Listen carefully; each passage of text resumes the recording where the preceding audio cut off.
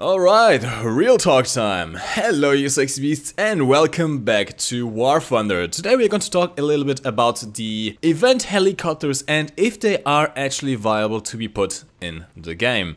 The background gameplay is going to be random gameplay pretty much from my time in the event flying the helicopters. It's going to be mostly the Russian one, the Mi-35, because I didn't really play the Leopard that much. I just prefer the T-90 because ATGMs were freaking amazing. But apart from that, let's see how viable these helicopters could actually be.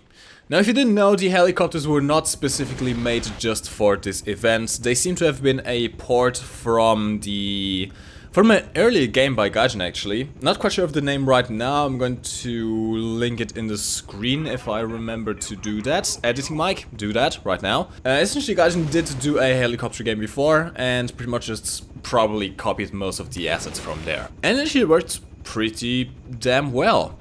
A little bit too well, in fact. In the event, the helicopters in the hands of a very good pilot were slightly overpowered, let's say.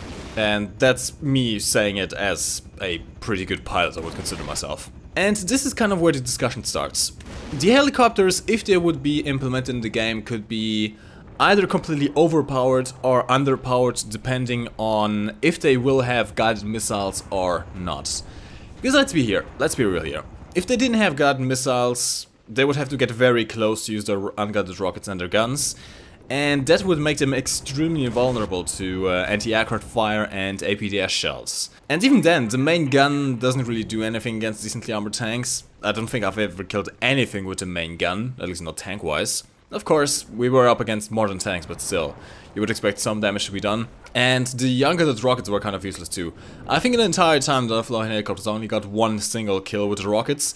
And I'm not even sure if it was directly because of the unguided rockets, or if the Leopard that I hit still was on fire because of an ATGM hit I had put on it early on. Or if the guy even just J'd out. I have no idea if the rockets actually killed him. Now if they do get guided missiles, then they are slightly overpowered.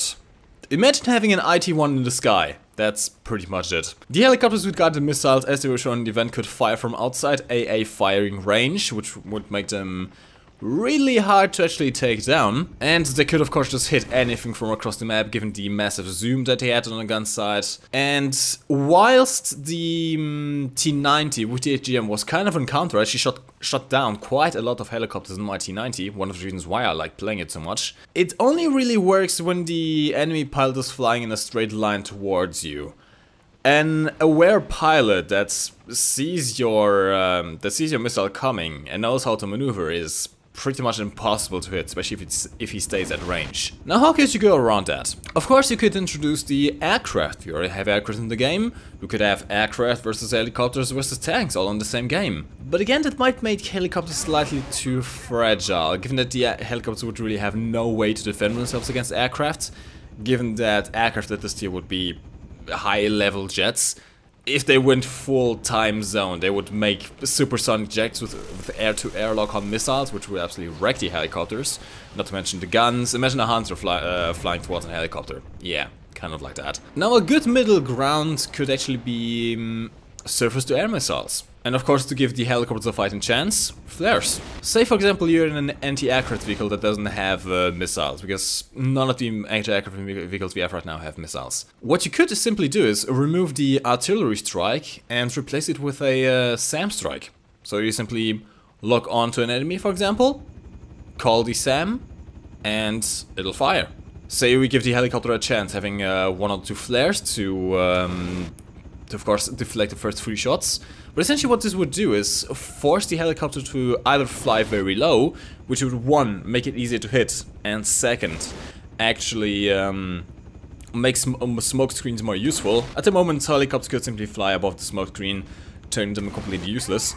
But flying low, the smoke screens would be much more effective against helicopters. And of course, if they still wanted to fly high, they would simply get shot down by the SAM missiles. Now, balancing aside, let's move on to controls. Now, my point of view is from a 885-hour Battlefield 3 veteran. I'm not sure if I should be proud of that, but I'll actually leave a link to my profile on the PS3 in the link down below. Out of those over 880 hours in Battlefield 3, a total of 100 hours have been spent in various types of helicopters. Attack helicopters, scout helicopters and transport helicopters. Now, first of all, the offset third-person camera was absolute trash. Whilst it's actually fine for general flying around, you don't really have any problems with that, it made it very, very annoying to use the main weaponry. Stuff like the rockets were kind of usable given the lead indicator, but the main gun, trying to use the main gun in third-person view when it's offset like that, no, just no. In fact, the main gun was so hard to use, it would oftentimes just be much easier to simply launch an ATGM and guide it manually towards an enemy helicopter than actually use your main gun. That's how bad it was. An easy fix for this would actually just be more camera views. Say for example like in Battlefield 3 you would have a first-person camera in the cockpit, which would make it much easier to use the rockets for example, and to have a general sense of flight. And when you want to use the gun for example, you go into the gunner cam and have the POV actually slightly lower. I might be mistaken here, but it seems like whenever you went into the gunner view, the camera was like slightly above, or if not directly in front of the helicopter, like from the cockpits area, and it would create this offset between the camera point of view and the gun itself. I would have more liked if the camera was really fixed on the fixing point of the gun, for example, which would make it much easier to actually use the gun. Now the flight controls, they were actually pretty straightforward. You could play them with a mouse and keyboard, you can play them with the controller. They would, however, require a couple of tweaks. Couple of examples, I would really like the relative control to be enabled by default for the rotor pitch. Essentially what this does is, instead of having to hold down the shift key in order to get your helicopter going up, as such increasing the rotor pitch, you would simply click it until it's on the maximum value, and then you could simply leave it be, leaving the rest of your hands free to click whatever keys you want to. Especially in my case where I have a cheap keyboard, and whenever I press shift together with other keys, it would just disable the other keys, so I couldn't really maneuver with the keyboard alone. Until I enabled the relative control, I couldn't fly helicopters at all. Now the helicopters were quite enjoyable to fly using the mouse aim, but it also made it very hard to use the gun. Switching off mouse aim or holding down the C key to look around would actually enable your gun to follow your view alone without affecting the performance of without affecting the control of the helicopter at all. But it also made it much harder to fly. You could actually dedicatedly disable the mouse aim for the helicopter control. And whilst you could still fly with the keyboard, of course it wasn't really ideal. That's more something for joystick or controller use. The thing is though, even with the mouse aim disabled, the gun would still not follow the cursor in a very intuitive way. Oftentimes I really just couldn't hit anything, even though I put my cursor like on the enemy helicopter or even leading, trying to compensate for my movement compared to his movement. Even with the tracers, I just couldn't get any hits on enemy helicopters. Doesn't mean that all people are like that. I do know that I got shot down plenty of times by enemy helicopter main guns, but overall the guns were just way too hard to use. And finally, with mouse aim enabled, the camera would occasionally spaz out when using the keyboard to maneuver. You probably saw this in a couple of videos. This was due to the helicopter always trying to follow the point of aim of your mouse instead of disabling it whilst using the keyboard, like for example in aircraft. Imagine when you're in aircraft with the mouse aim, when you point somewhere, but you use your keyboard for example to do a roll, it temporarily disables your aircraft from trying to follow your mouse, right?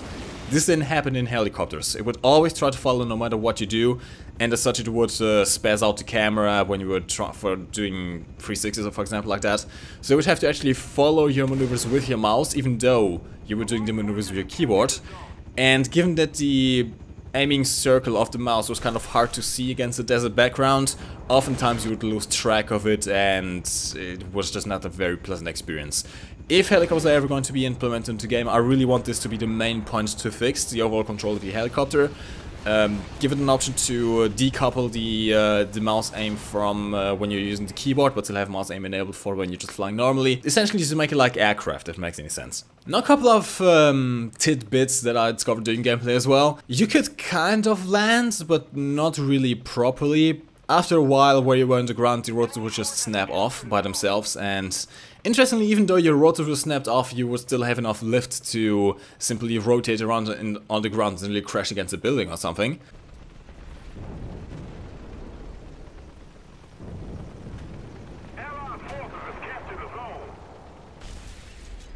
When landed, you couldn't rearm it at all. This was kind of a balancing effect, of course, given that ATGMs were so powerful on the helicopters, but not having the option to rearm would turn you pretty much useless after a while. I did try this both on the capture zones. I tried landing on a capture zone, it didn't rearm. I tried landing on a airfield. Not only did it not rearm, it actually warped me through the ground. Yeah. Now with the helicopters you could actually capture flags, and this is a very interesting mechanic. Say you're being spawn camped in your tank, for example. It is actually a very viable tactic to simply spawn into a helicopter and simply fly over a enemy capture zone. This would actually decap it. You don't even have to stop. Simply fly over, it would decap the zone and buy your team some more time. This was a really interesting mechanic that I would actually like to see implemented in the game somehow, for example for aircraft. Because let's be real here, the current problem with spawn camping in War Thunder is getting worse by the day, to the extent that people actually tried to spawn camp in the event, only to discover that it really didn't work because you had infinite tank spawns, which by the way would actually be a really nice idea to implement into RB as well. Not be limited to spawn points with tanks, giving you guaranteed spawns. This would really help the situation with spawn camping, but that's a topic for another video. Actually, go watch Max TV's video, I link it in the description down below. He talked a little bit about that. But essentially, helicopters would make it so that when you are being spawn camped, when you have enemy tanks closing in on your spawn, you could still decap the flags and force them to either turn around or just extend the game. It wasn't always going to be a steamroll, and I really like that. So the final thought then is, could helicopters work in War Thunder? Now, could is a very loose term here, so I suppose yes, helicopters could work. We saw it working in the event. The question is, should they? As I've mentioned before, helicopters would be very hard to balance, and a lot of the development time would have to be employed to make all the mechanics work correctly, fix all the stuff that was wrong with them. At the same time, a lot of balancing would have to be carried out. Now, balancing wasn't such a factor when you only had 2 tanks and 2 helicopters. It becomes a bigger factor when you have over 600 vehicles. Say for example you are in a nation that doesn't have ATGMs fight from tanks. All of a sudden you are having troubles against helicopters. Like real troubles. And whilst I personally really enjoy helicopters, as you probably saw from my track record in Battlefield 3 and from all the gameplay that I've spent in this event, I really love flying the helicopters in this. I am still against them being introduced. Honestly, whilst yes, it would be fun and it would be unique and it would be awesome to have helicopters, aircraft, tanks, boats all in the same game, the payoff doesn't really justify all the problems it could cause. That's kind of the point I want to get here. There's just too much that can go wrong with helicopters. But as always, these are just my humble opinions. I'm actually going to be very interested to hear your opinions on the whole topic, if you've played helicopters yourself, if you have experience with playing helicopters in other games and how you adapted to War Thunder's event, stuff like that. Let me know in the comment section down below. I'll be having a read through the comments. Anyways lads, it's going to be the end of this video. If you enjoyed this video and learned something new or enjoyed just the general discussion, do leave a like rating, share it around with your friends, it really helps out the channel. If you are new around here, do not subscribe. Go to the channel first, check out my other videos. If you like them, then feel free to subscribe. If you don't like them, no hard feelings, it's alright. Anyways lads, my name has been MikeGoesBoom, and as always, thank you for watching. You can lift your head up to the sky, take a deeper breath and give it time. You can walk the path among the lines with your shattered frame of mind. Or instead you could always stay. We can wait right here and play until somehow you can